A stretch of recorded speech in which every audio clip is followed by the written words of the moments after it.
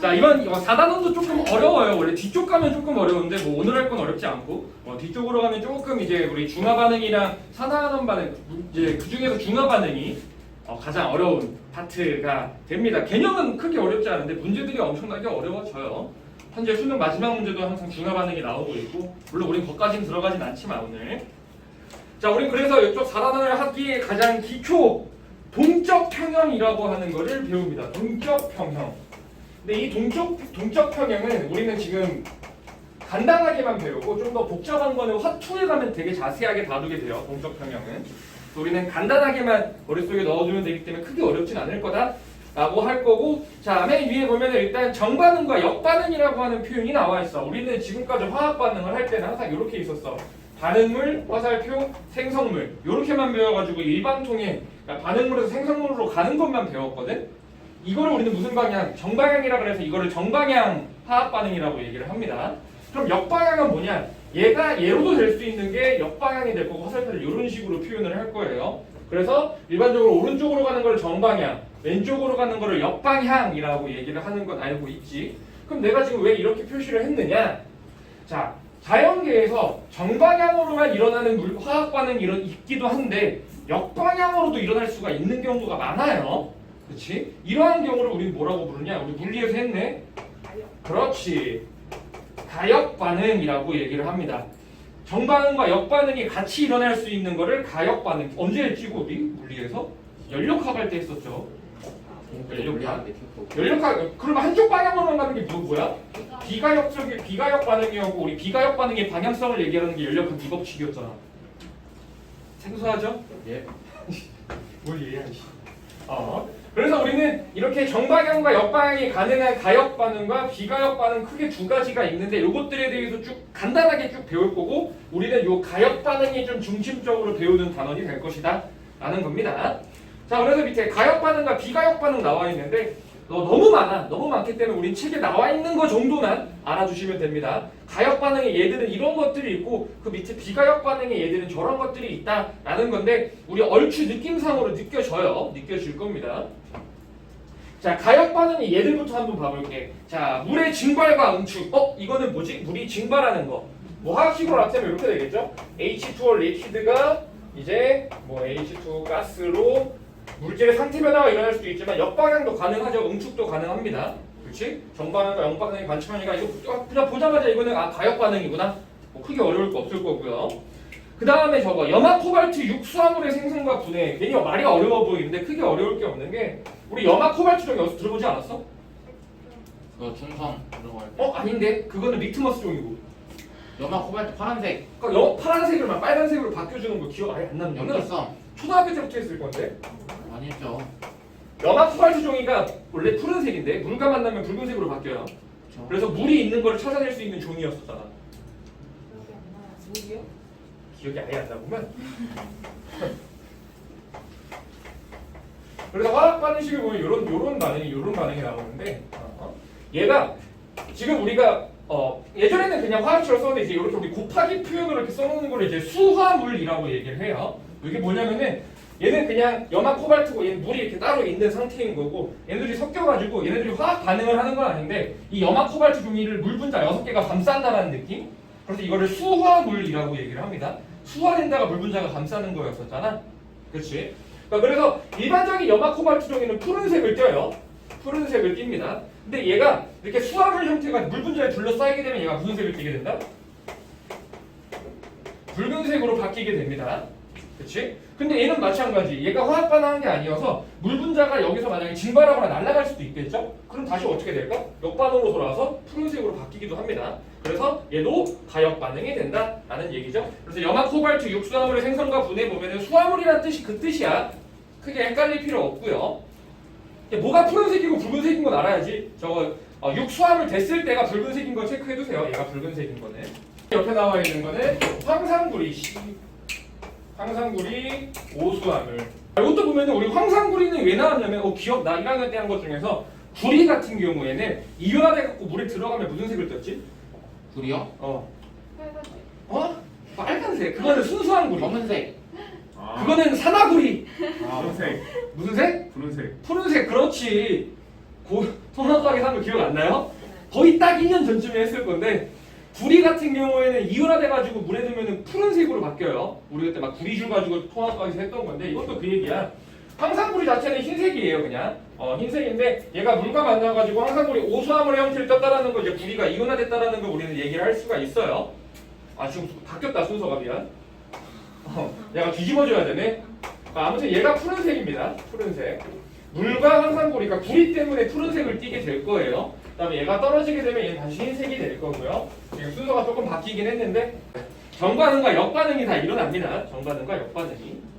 그다음 마지막 보면은 석회동물과 저거 체크해놔. 저거 황산구리 오수화물 수화물 상태가 푸른색인 건 알아두셔야 돼요. 그다음에 석회동물 종류성의 석순의 생성. 탄산칼슘, 이산화탄소. 이제 요거 이제 탄산칼슘이죠. 탄산칼슘이 여기서는 석회동물로 얘기를 하는 거예요. 석회동물 너네 어떻게 만들어지는지 들어본 적 있지? 석회동물은 물이 들어오게 되면 녹았다가 다시 굳어가지고 생기고 하면서 뚫어져 구멍이 나고 그 다음에 우리 막 종류성 석순 이런 거 막 들어본 적 있지? 그게 이거야. 왜냐면 탄산칼슘이 이제 그 암석이라고 한다면은 얘가 물과 이산화탄소랑 만나게 되면은 이렇게 이온의 형태로 바뀌게 돼. 그럼 얘가 이온의 형태로 바뀌면서 물에 녹아있기 때문에 구멍이 뚫리고 얘가 액체로 약간 바뀌어요. 그 다음에 얘가 똑같이 역반응도 일어날 수가 있거든. 그럼 얘가 다시 일로 넘어오게 되면은 다시 탄산칼슘으로 바뀌면서 다시 고체의 형태를 띠게 돼. 그래가지고 물이 지나가면서 구멍이 뚫리고 막 종류석 생기고 석순 생기고 이런 식으로 구멍이 나게 되는 거였죠. 얘도 마찬가지 석회동물 종류성과 석순의 생성 자체가 그냥 가역 반응이구나 정도만 체크해 주시면 될 것 같아요. 그래서 저 화학식이나 저 말을 봤을 때 가역 반응인 것만 알고 있으시면 되고 혹시 이거 말고도 학교에서 선생님이 가역 반응 몇 가지 더 알려주시면은 알고 있으시면 되겠죠. 네. 이거를 화학식을 막 달달 외울 정도까지는 안 해도 돼요. 그냥 보고 알 수 있으면 된다. 자, 방금 한 게 가역이고 그럼 비가역 반응. 우리 비가역 반응은 얼마나 있을까? 비가역 반응도 굉장히 많습니다. 너무 간단한 거 생각해보면 우리 연소 반응. 연소 태웠어. 그럼 날라가 내가 역으로 다시 만들어질 수 있어? 안 돼요. 비가역은 너무 연소는 너무 대표적인 비가역 반응입니다. 그다음 보면 알겠지만 기체 발생 반응. 우리 예를 들면은 금속에다가 염산을 떨구게 되면 기체가 발생하게 되는데 얘도 다시 역반응으로 다시 만들어지지 않을 거고요. 그다음 중화 반응. 이것도 이제 배울 건데 산성과 염기성을 섞어가지고 중화가 된다는데 얘가 다시 순수하게 나눠지지 않아요. 역반응이 안 됩니다. 앙금 생성 반응도 마찬가지예요. 앙금이 생성된 다음 뒤로 넘어가지 않아요. 그래서 우리는 저 밑에 화학 반응식을 딱 보자마자 얘는 비가역 반응일 거라는 걸 우리 유추할 수 있어야 돼. 옆에 4가지 체크해놔. 연소, 기체 발생, 중화, 앙금 생성 반응. 우리가 지금까지 배웠던 대표적인 화학 반응들이 비가역 반응이었었다는 거. 네. 역반응이 일어나지 않아요. 거의 일어나지 않는. 거의. 정반응이 워낙 우세한 거겠지. 파2에 가면 얘네들이 반응 속도라든가 이런 것들을 계산을 해볼 때가 옵니다. 2단원인가? 그래서 나와요. 자, 그러면은 우리는 요 가역과 비가역 중에서 뭐에 대해서? 가역 반응 중에서 배울 거야. 가역 반응은 정반응과 역반응이 일어날 거 아니야. 그럼 정반응과 역반응의 속도가 어떤 변수에 의해서 막 변하다가 어느 순간 같아질 때가 오겠지? 그러면은 정반응과 역반응이 서로 반응 속도가 같다라고 하면 얘네들의 양이 막 늘어나는 걸로 보여 안 보여? 안 보이겠죠? 그러한 상태를 우리는 동적 평형 상태, 동적으로 평형에 도달한 것 같은 상태를 동적 평형 상태다라고 얘기를 합니다. 네. 그래서 이제 동적 평형 상태에 대해서 볼 건데 자, 맨 위에 일단 밑줄 쳐야겠죠? 정반응의 속도랑 역반응의 속도가 같아서 속도가 같은 거야. 물질의 양이 같다거나 이러면 안 돼. 정반응과 역반응의 속도가 같기 때문에 겉보기에는 변하지 않는 것처럼 보인다. 반응이 안 일어난다고도 하면 안 돼요. 둘 다 똑같이 계속 일어나고 있는 거야. 그래서 변화가 없는 것처럼 보이는 거를 동적 평형이라고 얘기를 합니다. 그래서 우리는 동적 평형에서 대표적으로 크게 3가지를 배울 거야. 상평형, 그다음에 용해평형, 그다음에 화학평형. 3가지만 배울 거예요. 상평형은 물질의 상태 변화에 대한 평형, 용해평형은 녹는 거에 대한 평형, 화학평형은 화학 반응에 대한 표현. 화투에서 이제 얘 좀 자세하게 다루게 되고요. 자, 우리는 그러면은 이제 상평형부터 한번 볼 건데 첫 번째 나와 있는 게 상평형이죠. 상평형이 이제 뭐냐면은 요거야. 우리 막뭐 플라스크 같은 데에다가 물을 이렇게 담았어. 만약에 뚜껑이 열려 있으면 얘 그냥 다 증발하고 끝나죠. 그렇지? 근데 만약에 얘가 뚜껑을 막아놨게. 그럼 처음에 여기에는 수증기가 이 물 분자가 있어 없어? 없겠죠? 그럼 막 왜 증발은 일어나겠지.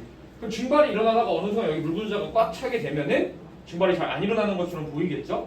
그렇게 이제 상평형이야 간단하게. 근데 얘를 좀 더 이제 과학적으로 한번 보자면은 얘를 딱 집어넣었을 때 여기 수증기에 대한 수증기 값이 거의 없기 때문에 얘가 이제 바깥쪽으로 나가려고 하는 거 이거를 우리는 증발한다라고 얘기를 하죠. 얘가 바깥쪽으로 나가려고 하는 속도를 증발 속도라고 얘기를 합니다. 증발 속도. 자, 근데 얘가 나가려고 하는 이 증발 속도는 변하지가 않아요. 그래프로 그리자면은 이런 그래프가 나와. 얘가 y축이 속도, 바로 오른쪽에 있는 그림이랑 비슷한 건데 속도, 얘가 시간을 봤을 때 증발 속도는 일정합니다. 증발 속도는 계속 얘가 밖으로 빠져나갈 거야. 근데 얘가 처음에는 수증기가 없기 때문에 나오기만 하겠지. 근데 여기에 이제 뭐 수증기 분자들이 차기 시작해. 그럼 얘는 이제 뭐 하냐? 나가기만 하는 게 아니라 얘가 액체로 액화되기도 해요. 이걸 우리 무슨 속도? 응축 속도라고 얘기를 합니다. 응축 속도. 응축 속도. 근데 얘가 처음에는 수증기가 거의 없지. 그러니까 응축 속도가 빠를까 느릴까? 느려요. 느리겠죠 지금 처음에는. 근데 수증기의 양이 계속 늘어날 거 아니야. 그럼 응축 속도도 점차 어떻게 될까? 빨라져요. 빨라지겠죠. 그러다가 그래 어떻게 결국엔 뭐랑 같아질까? 증발 속도. 증발 속도랑 같아지겠죠. 어떻게 되냐면 그래프가 이런 식으로 그려져요. 이렇게 되다가 여기까지 이제 같아지게 되겠죠. 얘가 이제 응축 속도가 될 거고. 그러면 이 부분, 요 때부터 우리는 뭐가 일어난다? 동적 평형이 일어났다고 얘기를 할 수 있겠지. 물의 양으로 따지자면 이거야. 처음에는 이 물의 높이가 낮아질까 높아질까 당연히 낮아지겠죠. 처음에는 낮아지다가 원래 처음에 이만큼 있었는데 얘가 쭉 낮아지다가 어느 순간만큼 낮아진 다음부터 더 이상 낮아진다 안 낮아진다? 안 낮아질 거야. 왜? 얘네들이 같기 때문에 증발하는 양과 들어오는 양이 같거든. 여기서 많이들 실수하는 게 이거야. 증발 속도는 처음부터 끝까지 일정해요. 계속 똑같은 속도로 나갑니다. 근데 응축 속도가 빨라지는 거야. 그래서 상평형에 조달을 하게 된다. 물론 뚜껑을 막았을 때만 가능하죠. 뚜껑이 열려있으면 밖으로 빠져나갈 테니까.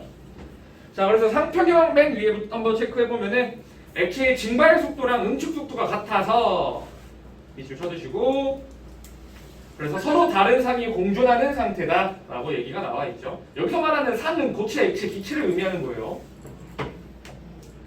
그래서 밑에 밀폐 용기의 물의 증발과 응축 보게 되면은 바로 화살표로 체크해 보면은 처음에는 물의 증발 속도가 응축 속도보다 빠르지만 밑줄 여기를 쳐야겠네. 점점 뭐의 속도가 빨라진다?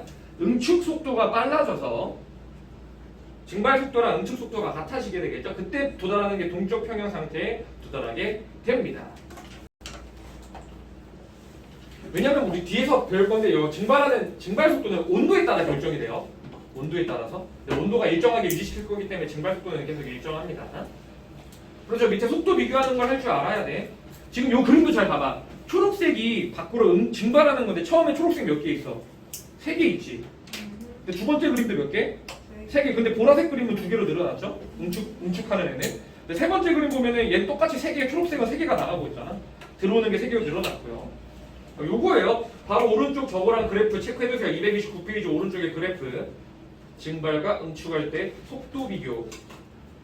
자, 밑줄 첫 번째 밑에 점. 일정한 온도에서 물의 증발 속도는 일정하다를 밑줄 쳐주세요. 증발 속도는 변하지 않습니다.